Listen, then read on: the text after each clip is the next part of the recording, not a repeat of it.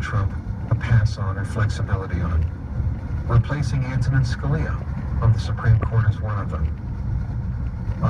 This is a deal breaker. He has to replace Antonin Scalia with a strong conservative, somebody from that list of 21 that he put out. He has to honor that pledge. And then after Antonin Scalia, putting a liberal, a hardcore left-wing liberal on the Supreme Court is not acceptable. You will never hear me on the show say, well, folks, we got to give him some slack here. It's all right. You know, I mean, he's got to give the liberals some stuff. He's got to give them marbles, too. No, that is an unacceptable marble to give to the liberals, putting a liberal on the Supreme Court. If he replaces a conservative like Scalia, he must replace that conservative with another conservative. If he replaces a liberal on the Supreme Court, he must replace that liberal with at least a centrist moderate, at the minimum. And I wouldn't like that. I'd rather him replace him with a conservative. But he must replace a liberal with at least somebody who is a centrist moderate who slightly leans to the right.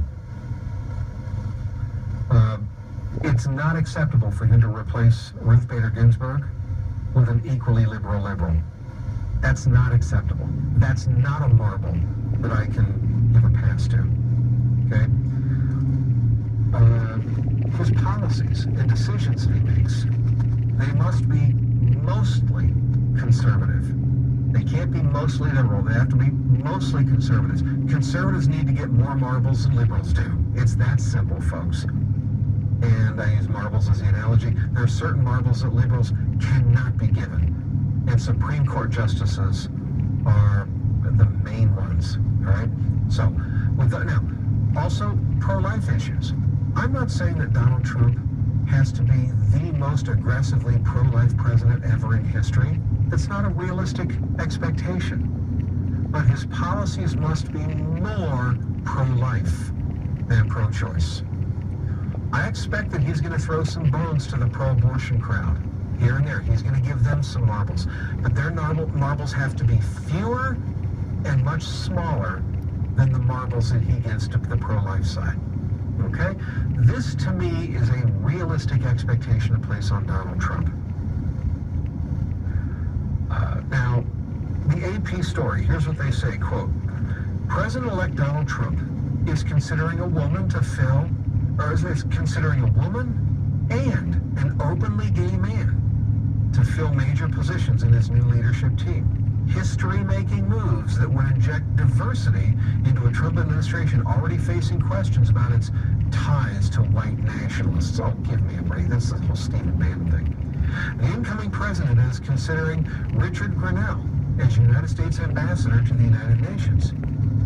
If nominated, Grenell would be the first openly gay person to fill a cabinet-level foreign policy post.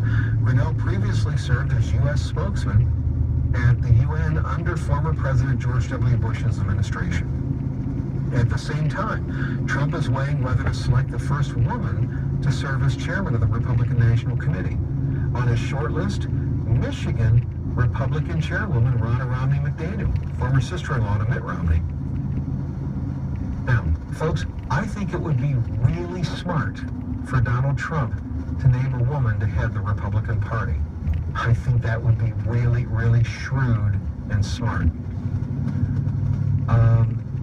And keep in mind, right, to head the Republican Party, you're going to have people say, well, no, it should be a hardcore right-wing conservative Tea Party kind of person. Well, there's a practical reality that you got to work with the establishment of the Republican Party, too, and I get that.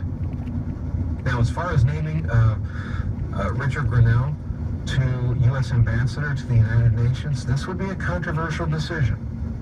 This is an openly gay man. Now, the George W. Bush administration had him as a spokesman at the United Nations. So they did have him as a U.S. spokesman, but this would be obviously a raise, a promotion. If Donald Trump does this, you will get some evangelical Christians who have a meltdown and say that he's sold out and have a real big problem with that.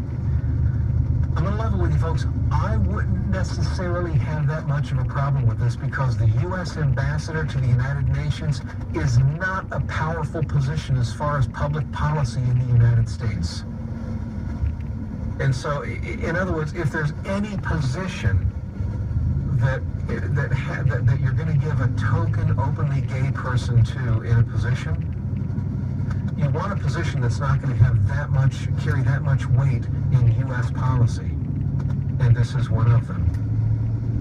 So, in other words, I don't think a lot of social damage could be done by that role. Now, would I rather him not? Yes, I'd rather him not. But if he does, I don't think this should be treated as a deal breaker. There is some strategic wisdom to be able to look at here, because once again, it disarms the critics, especially in the media, who want to accuse him of being homophobic, and the Republican Party is homophobic. We have to start thinking about stuff like that, folks. We have to think about how to more effectively fight against the media and fight against the lies and distortion. We have to sometimes be, well, innocent as doves, shrewd as snakes. Sometimes we got to do that, as Jesus said, and this is potentially one of those ways. So I'm just saying, be open to it. And you're listening to The Bob Dutko Show.